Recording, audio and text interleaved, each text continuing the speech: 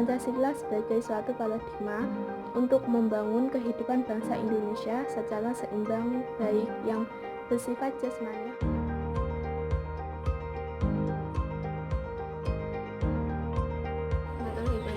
Perkenalkan, nama saya Nurul 1903036105, Prodi Manajemen Pendidikan Islam, Fakultas Ilmu Tarbiyah dan Kebudayaan Unair Semarang. Tujuan dibuatnya video ini guna memenuhi tugas UAS Pendidikan Pancasila yang diampu oleh Bapak Rizal Harmani.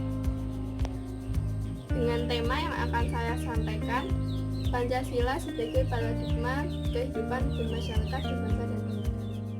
Sebelum membahas materi lebih lanjut, alangkah baiknya kita mengetahui terlebih dulu apa itu paradigma. Jadi paradigma itu suatu sumber hukum, metode, serta penerapan dalam ilmu pengetahuan sehingga sangat menentukan sifat, ciri, serta karakter ilmu pengetahuan itu sendiri.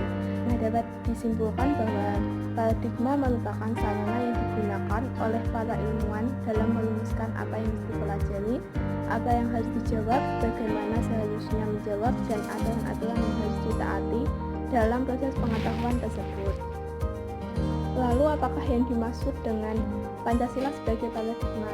Jadi secara filosofis, hakikat kedudukan Pancasila sebagai paradigma pemanusiaan mengandung suatu konsekuensi bahwa dalam segala aspek pembangunan nasional harus didasari pada nilai-nilai yang terkandung dalam Pancasila. Sebab nilai-nilai Pancasila merupakan nilai ontologis manusia sebagai jasmani dan rohani, makhluk pribadi dan sosial, dan sebagai makhluk ciptaan Tuhan. Nah, langsung saja kita masuk ke dalam inti materinya, yaitu Pancasila sebagai paradigma kehidupan bermasyarakat, berbangsa dan bernegara. Nah, maksud dari Pancasila sebagai paradigma itu, secara umum paradigma merupakan sebuah pola pikir. Nah, hal ini berkaitan dengan Pancasila sebagai suatu paradigma untuk membangun kehidupan bangsa Indonesia secara seimbang, baik yang bersifat jasmaniah maupun lahiriah.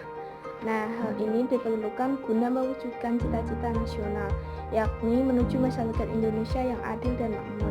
Untuk mencapai hal ini, maka Pancasila harus menjadi dasar untuk membangun kehidupan manusia Indonesia.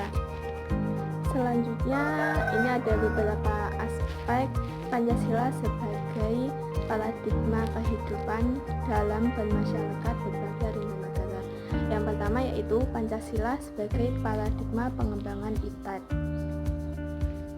Nah, jadi kan di sini manusia itu diciptakan dengan hakikat untuk mewujudkan kesejahteraan lahir dan batin. Nah, oleh karena itu manusia perlu menggunakan ilmu pengetahuan dan teknologi sebagai upaya kreativitas manusia dengan menggunakan akal dan pikirnya.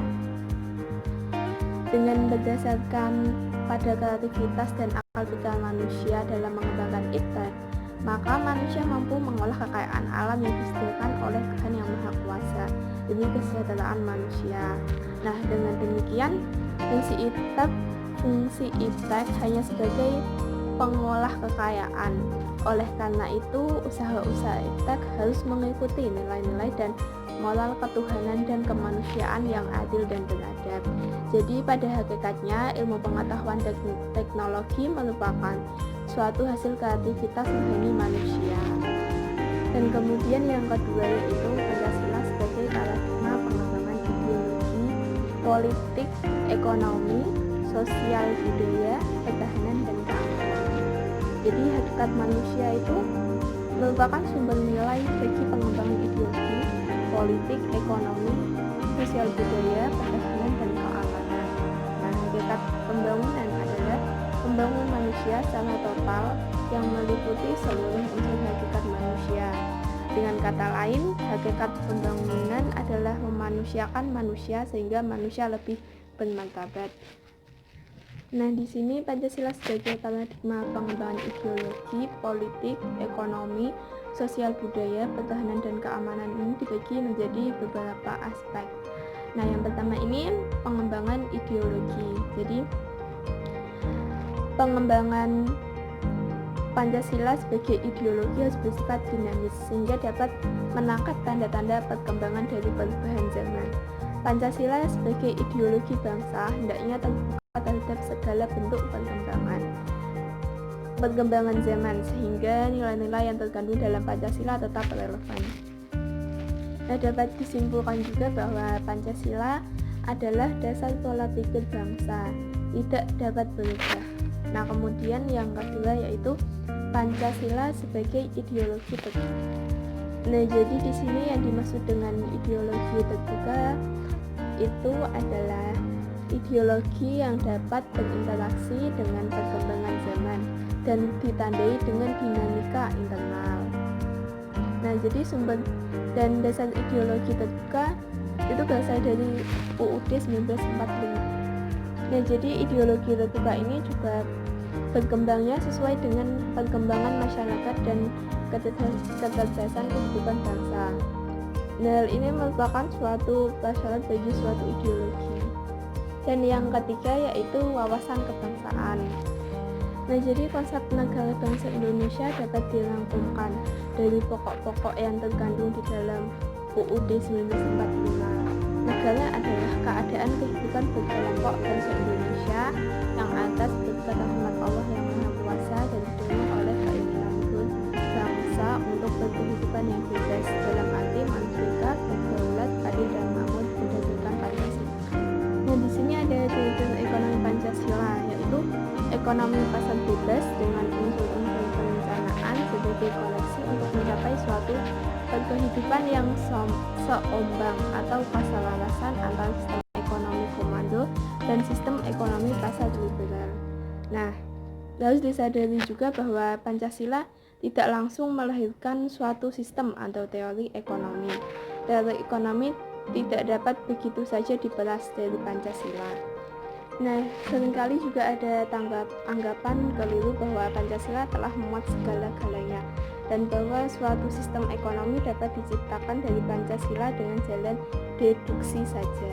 Hal tersebut mustahil, akan tetapi Pancasila dapat memberi ukuran dan alternatif untuk memilih antara sistem-sistem dan kebijakan-kebijakan ekonomis yang ada. Kemudian yang kelima yaitu pengembangan sosial budaya. Nah, bentuk-bentuk kebudayaan sebagai pengejawantahan pribadi manusia Indonesia harus benar-benar menunjukkan nilai hidup dan makna kesusilaan yang dijiwai Pancasila. Kredibilitas Pancasila dapat menjadi kerangka referensi identifikasi diri bagi masyarakat Indonesia. Masyarakat hanya dapat merasakan kredibilitas Pancasila hanya jika mereka mengalami secara nyata realisasi dan prinsip-prinsip yang terkandung di dalam Pancasila. Misalnya, yang pertama, penghormatan sebagai manusia yang utuh. Yang kedua, perlakuan secara manusiawi. Yang ketiga, mengalami solidaritas sebagai bangsa karena semakin berkurangnya kesenjangan ekonomi dan budaya. Yang keempat, kesempatan untuk berpartisipasi dalam kehidupan politik. Nah, yang terakhir, merasakan kesejahteraan yang layak sebagai manusia. Kemudian yang keenam yaitu pengembangan pertahanan dan keamanan. Nah, pembangunan nasional juga tidak dapat dilepaskan dari ketahanan nasional. Dan cita-cita bangsa dalam tingkat ketahanan nasional kiranya dapat dijabarkan ke dalam beberapa pengertian. Yang pertama ini nilai-nilai fundamental yang menyangkut pribadi warga negara, yaitu pengembangan pribadi dalam masalah atau asas aspek horizontal dan vertikal, pertumbuhan sosial ekonomi, keanekaragaman dan kesamaan derajat. Kemudian yang kedua, nilai-nilai fundamental yang menyangkut sistem kehidupan masyarakat, yaitu pemerataan kesejahteraan, solidaritas masyarakat, kemandirian dan partisipasi seluruh masyarakat.